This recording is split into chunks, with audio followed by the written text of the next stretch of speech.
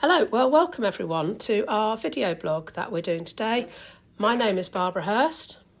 And I'm Jessica Sage. And we both work for Reading Scientific Services in the area of food safety and quality, specialising in allergen management. And what we're going to try and talk a little bit about today is the challenges around precautionary allergen labelling, or you might know it more as may contain.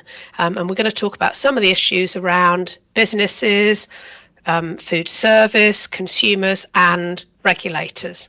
So Jess, I think you're probably going to start here by where are we now with precautionary allergen labelling? So I think it's fair to say that we're not in a particularly great place with the use of precautionary allergen labelling currently. I think consumers widely view it as being overused, and in some cases the businesses are using it more to protect themselves rather than actually protecting their consumers. Consumers may have this perception as well that businesses are using it essentially so that they don't have to do as much themselves to prevent unintentional presence of allergens occurring in their products, which of course, the perception of that is not great from a consumer perspective. And what it results in is the fact that allergic consumers have a reduced choice of foods that they can buy because, may contain warnings are on a lot of different products. However, I think so as people working in the food industry, I think it's fair that we may have a slightly different perception, and actually we know that for the majority of businesses, it's not a case that they are just protecting themselves, and it's much more that the use of precautionary allergen labelling is challenging for these businesses, and making these decisions about when it's appropriate or when it's not, it's difficult. So actually things like working out how much allergen is too much, at what point a label is needed or not, those sorts of things, it's actually quite difficult for businesses to grapple with. And actually understanding, doing the risk assessment itself, understanding what constitutes a real risk to the finished product in the first place, even things like that are very challenging.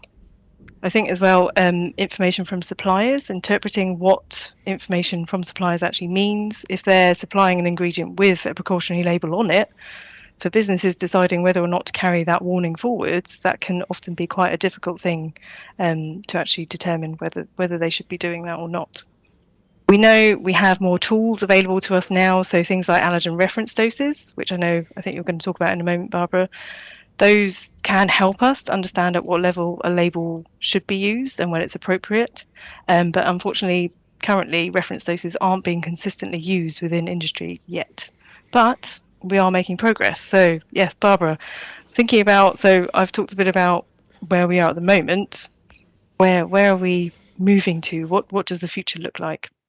It's a great question, Jess. And of course, our regulator, the Food Standards Agency, is looking at this. And this is the second time around of them doing a consultation with the wider public and wider businesses, both retailers, food manufacturers, food service, and all of that. So they did an exercise back in December 2021. I think that was published in the middle-ish of 2022. And they're going around again now. So if any of you are interested, by the way, the consultation from the Food Standards Agency, it closes on the 22nd of May. And they're asking and inviting people to make an opinion. And they're looking at various things, and they're trying to introduce some best practice. I think it's probably not going to come in regulation. So they're basically saying that precautionary label or may contain should only be used following a thorough risk assessment. I think we can all agree that that's got to be the good basis for all of this, right? They've also decided that, or asking opinion, should I say, that the may contain X, you shouldn't be putting things together. So if you have a challenge with just peanuts, you should say may contain peanuts. If you've got a challenge with just the tree nuts, you should say may contain tree nuts. You shouldn't use may contain nuts to cover that. Both of those are that umbrella term. That's not good practice, because obviously some people are allergic only just to one type of tree nut. They're also, I think, being very clear that a may contain label shouldn't come with free from for the same allergen.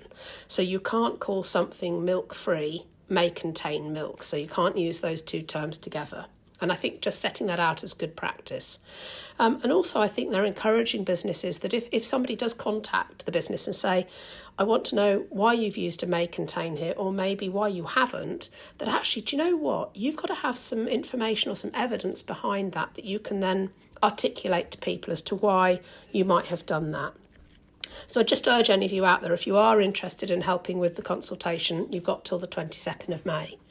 You mentioned reference doses, Jess, and of course I guess the message here is that we have them now available, and these of course are based on clinical feeding studies where we know a certain percentage of that allergic population will start to have probably a mild reaction, and it's about that choice about when may contain starts to become appropriate on a kind of a population type level. And I think for me, there's a big debate that we all need to have here and a lot of consumer education. But I think you asked me about the future, and I think that's where we all know we need to get to. But we've got a lot of questions to think about and answers and opinion to scope out before I think we get to that point. So obviously we've written an article, in fact you've written a lovely article, Jess, about using reference doses to help some of those choices around precautionary allergen labelling. So if any of you are out there interested in that, go to our website and you'll be able to pick that up.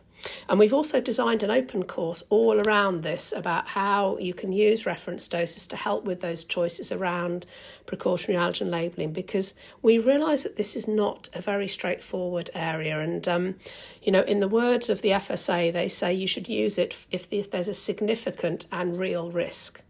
And I think the real risk is always quite straightforward to understand. It's the significant bit that's hard. So hopefully we can help you navigate some of that.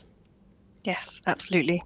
And as you say, we know progress is being made in this area, and changes are likely to come our way in terms of actually the use of reference doses and which reference doses we'll be using, things like that. So we don't know exactly what's going to be decided upon. So I guess the message is watch this space, and we'll come back to you when we know more. Great. Excellent. Thanks very much, everyone. Thank you. Bye. Bye.